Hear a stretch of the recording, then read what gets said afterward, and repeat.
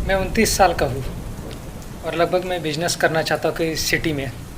पर ज़ाहिर सी बात है कि सिटी में रहने के लिए मेरे पास कोई घर या ज़मीन नहीं है। इसलिए मैंने रेंट लेने का सोचा और सोचा कि मैं कंप्यूटर रिपेयर करने का बिज़नेस करूँगा, क्योंकि मेरे को बचपन में इसी का मतलब मैं काम करता था। जब मैं स्कूल में पढ़ता था तो टाइम पास के लिए लोगों को कंप्यूटर ठीक कर देता था, तो 50 100 150 रुपये कुछ ऐसा मैं कमा लेता था एक दिन का। तो मैं एक महीने में काफ़ी ज़्यादा कंप्यूटर ठीक करता था जब मैं स्कूल में पढ़ता था। तब नहीं पता था कि ज़िंदगी इतना मुश्किल होगा और आगे चल के कुछ नहीं हो पाएगा। खैर, जब मैं 29 साल का हो गया तो मैं फिर से सोचा मैं कंप्यूटर रिपेयर करूँगा। बट ये काम गांव घर में तो कर नहीं सकते, क्योंकि मेरा खुद का घर गांव में था। इसलिए मैंने एक शहर चुना जहाँ पर मैं बचपन में पढ़ाई करता था। मैंने सोचा कि मैं इस शहर को अच्छा से जानता हूँ, मैं यहीं पर कंप्यूटर रिपेयर वगैरह करूँगा। इसलिए मैंने एक घर रेंट पे लेने का सोचा। तो ज़ाहिर सी बात है, एक बिल्डिंग था। मेरा दोस्त ने बताया था कि यहाँ पर रह सकते हो। मैं तो बाहर से देख के बोला, भाई यहाँ रहने का मेरा औकात नहीं है, यहाँ कम से कम 10,000 रुपये रेंट लेगा। बोला कि नहीं, नया नया घर बना है, इसका मालिक यहाँ नहीं रहता है, मतलब जिसने ये फ्लैट को ख़रीदा था वो कहीं बाहर चल गया है, तुमको सस्ता में मिल जाएगा। मैंने बोला, देख भाई, मेरा 2-2.5 हज़ार से ऊपर का औकात नहीं है। बोला कि अच्छा चलो मैं बात करता हूँ। उसने बात किया तो बोला कि हाँ, तुमको घर मिल जाएगा, लेकिन तुमको एक ऊपर वाला रूम मिलेगा, 2 गो रूम है, चलेगा? मैंने बोला, भाई चलेगा क्या, दौड़ेगा, अगर 2.5 हज़ार में मिल रहा है तो मैं क्यों छोड़ूंगा। तो मुझे फाइनली एक घर मिल गया। घर का जो मालिक था वो इसको ख़रीदा था फ्लैट को लगभग 13 लाख रुपए में, और अब मुझे रेंट पे दे दिया था, क्योंकि वो कहीं बाहर रहता था। खैर, मुझे इससे क्या फ़र्क पड़ता कि वो आदमी क्या कर रहा है क्या नहीं, मुझे तो घर मिल गया ना। सो मैं लगभग पूरा शहर में चिपकाया अपना पोस्टर सबको कि मैं कंप्यूटर रिपेयर करता हूँ। ऑनलाइन समझ लीजिए अपना प्रचार किया, अपना मैप में अपना एड्रेस दिया, मोबाइल नंबर दिया, और बस सोच रहा था कि अब कब फ़ोन बजेगा। आया वो 1 हफ्ता के आसपास हो गया था, किसी का फ़ोन नहीं आया था। और मेरे को तो पता था बिजनेस इतना आसान होता नहीं है। तो लगभग 1 हफ्ता हो गया था। तो उस दिन मैं लगभग बाहर से खाना लेके आया था और मैं खा रहा था। रात का 2 बज गया था। मैं मूवी देख रहा था मोबाइल में, क्योंकि खाली टाइम में बैठ के आदमी क्या करेगा, मोबाइल में बैठ के टाइम ही ना बर्बाद करेगा। अब मुझे तो कहीं काम मिल नहीं रहा था, 1 हफ्ता हो गया था। मेरे पास लगभग 6 महीने का ही लगभग रेंट का पैसा था। अगर 6 महीने में मुझे कोई भी काम मिलना नहीं चालू होता, अगर समझ लीजिए मेरा बिजनेस ग्रोथ नहीं होता, मुझे कॉल्स नहीं आता, तो मुझे सिटी को छोड़ के जाना पड़ता। मेरे पास सिर्फ 6 महीने का पैसा था। तो टेंशन तो बहुत लाइफ में था, इसलिए टेंशन को कम करने के लिए रात को मोबाइल चला रहा था। तो लगभग रात का 2 बज गया था। लगभग मेरा मोबाइल मेरा मूवी लगभग ख़त्म हो गया था। तो मैं सोचा था चलो अब थोड़ा बाहर टहलते बालकनी में। तो मैं बालकनी में टहलने के लिए जा रहा था, सोचा टॉयलेट कर लेता। और मेरे टॉयलेट के ठीक सामने किचन पड़ता था, लेफ़्ट साइड में ही था किचन। तो मैं टॉयलेट कर रहा था, तभी मैं किचन के सामने से आवाज़ सुन रहा हूँ, धप धप धप, कोई चीज़ को ठोकने का। कोई समझ लीजिए कोई एक बड़ा सा समझ लकड़ी का कोई दरवाज़ा, उसको ठोकने का आवाज़ आ रहा है, ढप ढप। सोचा किचन में कौन है। मैं मोबाइल का फ्लैश लाइट चालू किया और किचन का लाइट ऑन करके गया, देखा कोई नहीं है, आवाज़ भी शांत। मैं वापस बालकनी में चला आया और सोच ही रहा था आगे का प्लानिंग के बारे में। घर आके सो गया। अगला दिन हुआ, अगेन मुझे कहीं से फ़ोन नहीं आया। मैं दिन भर बकैती करते करते अपना बाहर बिता दिया।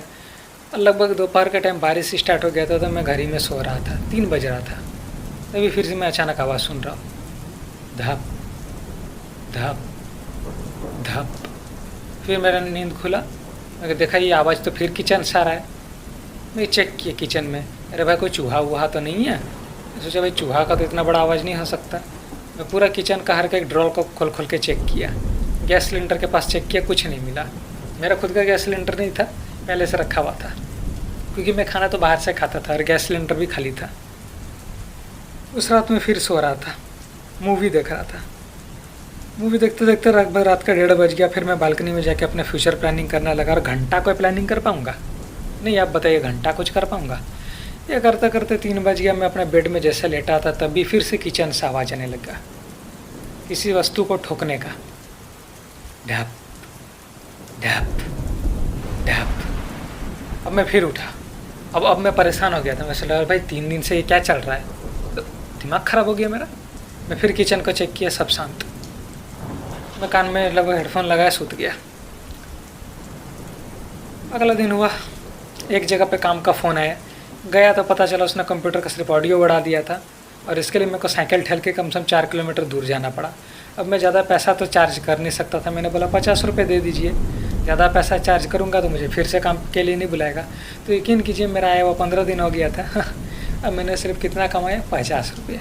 इससे घटिया क्या हो सकता है। तो मेरा वैसे मूड ख़राब था, तो मैं पूरा सांभर बाहर था।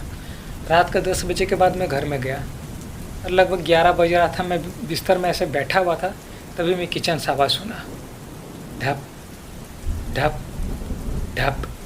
मेरा फिर दिमाग ख़राब हुआ। मैं किचन में जाके पूरा चेक किया, मुझे कुछ नहीं मिला। ऐसा करते करते समझिए पूरा 1 महीना ख़त्म हो गया था और मैं समझ गया था कि इस सिटी में रह के कोई फ़ायदा विशेष है नहीं मेरे को। तो मैंने टेम्प्रोरी सोचा कि अभी मैं फ़िलहाल अभी गाँव चल जाता हूँ। तो मैं अपना जो सामान सब लेके आया था, इसलिए मैं गाड़ी को बुलाया कि वापस मैं गांव निकल जाऊँ, क्योंकि मेरे पास 5 महीने का पैसा था। मेरे को पैसा का बहुत सोच समझ के इस्तेमाल करना था। मैं 6 महीना यहाँ पर नहीं रुक सकता था। अगर 1 महीना में कोई काम नहीं मिला तो आगे भी नहीं मिलेगा। मगर ये 1 महीना में किचन का आवाज़ मेरे को परेशान करके रख दिया था। रात के टाइम होता था और दोपहर के टाइम, खास करके जब सोता था तब। तो मैं तो अपना सब सामान वामान बटोर के जा ही रहा था। अपना समझ लीजिए छोटा सा गाड़ी टाइप का मंगाया था, उसमें लोड कर रहा था, वैन टाइप का था कि यहाँ से गाँव निकल जाऊँगा 2 घंटा का रास्ता में। तो मैंने वैन को भेज दिया कि तुम आगे का जाओ, मैं बाद में आता हूँ ट्रेन से, क्योंकि मेरे को गाड़ी का जर्नी में उल्टी होता था हमेशा। उस दिन पूरा घर तो खाली था और आपको तो पता है घर खाली जब होता है तो आवाज़ गूंजता है। रात का ऐसे 4 बज रहा था, सुबह का 4। अचानक फिर किचन से आवाज़ आने लगा और अब तो श्योर हो चुका था कि आवाज़ कोई सामान वामान का नहीं है, क्योंकि घर तो खाली हो गया है। मैंने सब कुछ पूरा किचन का सब सामान हटा दिया है। मतलब यहाँ पर जानवर वगैरह चूहा वगैरह भी नहीं हो सकता है। मैंने अपना मोबाइल का फ्लैश लाइट लिया, किचन में गया। आवाज़ तो पूरा गूंज रहा था। मैं किचन के अंदर नहीं गया, बाहर से सुन रहा हूँ। कन्फर्म हो गया था किचन से आवाज़ आ रहा है आवाज़ तो। और कहाँ से आ रहा है? गैस सिलेंडर के पीछे से। मैं गया, लाइट को ऑन किया और गैस सिलेंडर के पास गया और गैस सिलेंडर को हटाया। तब तक आवाज़ बंद हो गया था। तभी मैं देख रहा हूँ कि वहाँ पर पुटीन का समझिए एक रेक्टेंगल बना हुआ है। यानी कि ऐसा लग रहा था कि इसके ऊपर का सीमेंट या कोई कार्डबोर्ड के चिपका के उसके ऊपर पुटीन मार दिया गया है। मैंने क्या किया, वो पुटीन को हटाना चालू किया चाकू से। तभी मैंने देखा कि ऊपर में कार्डबोर्ड टाइप का, सख्त एक कार्डबोर्ड टाइप का है, उसको मैंने हटाया। तभी मैं देख रहा है कि एक अंदर में चोर रास्ता है, काफ़ी छोटा है। कोई आदमी रेंग रेंग के अंदर जा सकता है, इतना छोटा है। एक समझ लीजिए एक कितना मैं बोलूँगा, 3 साल का बच्चा का हाइट उतना बड़ा है। मेरे को लगा कि अंदर से तो आवाज़ नहीं आ रहा है। मैं अंदर में देख रहा हूँ फ्लैश लाइट डाल के, तो काफ़ी सारा पानी का बूंद बूंद गिर रहा है। ऐसा लग रहा है ऊपर में बेसिन था, वो लीक हो रहा था। ये ऊपर में कोई पानी का पाइप होगा, वो लीक हो रहा होगा। पूरा अंदर में देख रहा कि पानी बरस रहा है, गिर रहा है। ऐसा लग रहा है कि अंदर में बरसात हो रहा है। मैंने सोचा चलो अंदर जाके देखता हूँ क्या है। मैं रेंग रेंग के अंदर गया और ऊपर से गटर का पानी और गंदा पानी मेरे ऊपर गिर रहा था। थोड़ा बदबू भी मार रहा था। बट मैं आगे जाके देखना चाहता था क्या हुआ। समझ लीजिए मैं ज़्यादा अंदर तक नहीं गया था। 3 आदमी अंदर गया तभी मैं देख रहा वहाँ पर। और उसको देखते ही मेरा पूरा बॉडी में करंट दौड़ने लगा। मैं देख रहा हूँ कि किसी जैसे इजिप्शियन मम्मी होता है ना, कि मरने का तो उसको पट्टी में लपेट कर रख दिया जाता है, वैसे मैं देख रहा हूँ वहाँ पर एक लाश है, इसको पट्टी में लपेट कर रख दिया गया है। उसको बैंडेज जो होता है ना, बैंडेज घाव में बांधने वाला, उससे उसको बांध के रख दिया गया है। और वो अपने हाथ को हिला रहा है और सामने में उसका समझ लीजिए एक तरह का बोर्ड टाइप का फेंका हुआ है, वो उसको ही मार रहा था। उसी को पटक पटक आवाज़ कर रहा था, ढप ढप ढप। उसका बॉडी से बहुत ज़्यादा बदबू मार रहा था। इतना तो कन्फर्म था कि अगर वो कोई ज़िंदा इंसान होता तो वो कब का मर चुका होता। उसका पूरा बॉडी ऐसा लग रहा था सड़ रहा है। बट वो अपना हाथ को कैसे हिला के इशारा कर रहा है कि अंदर मैं हूँ। वो कैसे वो कार्डबोर्ड में अपना हाथ को मार रहा है। उसका मैं देख रहा पट्टी में थोड़ा बहुत ब्लड भी लगा हुआ है, क्योंकि जाहिर सी बात है वो काफ़ी पहले मर चुका था। और वो उस बोर्ड में अपना हाथ को मार मार के आवाज़ निकाल रहा था। सिर्फ वो अपना एक ही हाथ को हिला पा रहा था, बाकी उसका पूरा बॉडी हिल डुल नहीं रहा था। वो आवाज़ किए चले जा रहा था, ढप ढप ढप। और मैं वहाँ पर लेट के फ्लैश लाइट से उसको देख रहा हूँ। एकदम मैं डर गया। इतना तो कन्फर्म था कोई ज़िंदा इंसान नहीं था उसके अंदर। उस लाश के अंदर शैतान आ चुका था। वो उसके अंदर आत्मा था, एक अधमर आत्मा, जो कि अपना होने का एहसास दिला रहा था। वो इशारा कर रहा था कि यहाँ पर कोई है। मैं धीरे धीरे धीरे धीरे करके निकला वहाँ से, और डर के मारे में कार्डबोर्ड को भी लगाने का हिम्मत नहीं किया। बस मैं रात का 4 बज रहा था, उसी टाइम वहाँ से बाहर निकला घर से। और यकीन कीजिए मैं 4 बजे सुबह ही वो 3 तल्ला से नीचे आके बिल्डिंग के बाहर आके खड़ा हो गया। पूरा डर के मारे काँप रहा हूँ। मेरे को समझ में नहीं है मैं क्या करूँ, बट इतना तो कंफर्म था मैं दरवाजे को खुला छोड़ के आ नहीं सकता था। बट मेरे ऊपर जाने का हिम्मत नहीं हो रहा था। मैंने सुबह होने का इंतज़ार किया। सुबह हुआ तब मैंने एक आदमी को बोला जो मेरा जान पहचान वाला था।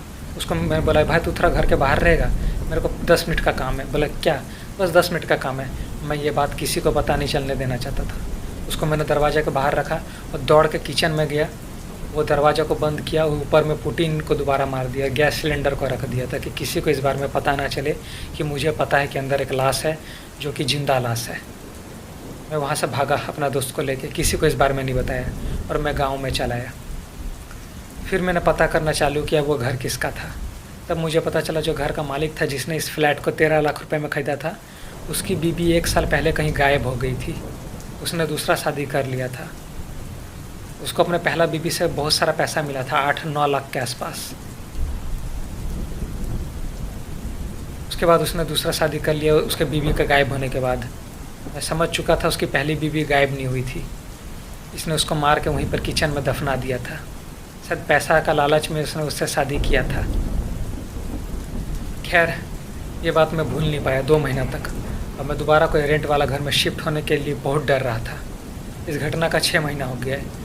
अभी भी मैं कोई नया घर लेने में डर रहा हूँ। इतना कन्फर्म है अब मैं जल्दबाजी में कोई सस्ता में घर नहीं लूँगा। दुनिया में 50 तरह के आदमी होते हैं। उसने उस लड़की से शायद पैसा के कारण शादी किया होगा, बाद में उसका मर्डर कर दिया और किचन में छुपा दिया। और उस लड़की के अंदर शैतान आ चुका था। वो अपना होने का एहसास दिला रही थी। बट मेरे को आज भी इस बात का गिल्ट है। शायद मैं उस लड़की को मदद कर सकता था ये बात पुलिस को बता के कि वहाँ पे एक लाश है। बट मेरा भी जान को खतरा था। कौन भाई आज के ज़माने में किसी से पंगा लेता है, इसलिए मैं चुप रहा। ये बात किसी को नहीं बताया। पता नहीं मैंने सही किया कि नहीं, आप ही बताइए। बट मुझे इतना पता है कि मैं काफ़ी लोअर क्लास का आदमी हूँ। मैं ये सब झमेला में फंसना नहीं चाहता। जिसने जो किया है उसने वो किया है, मैं कुछ नहीं कर सकता। दुनिया ऐसे आगे भी चल रहा था, आगे भी चलेगा। यही मैं आपको कहना चाहता हूँ। बाय।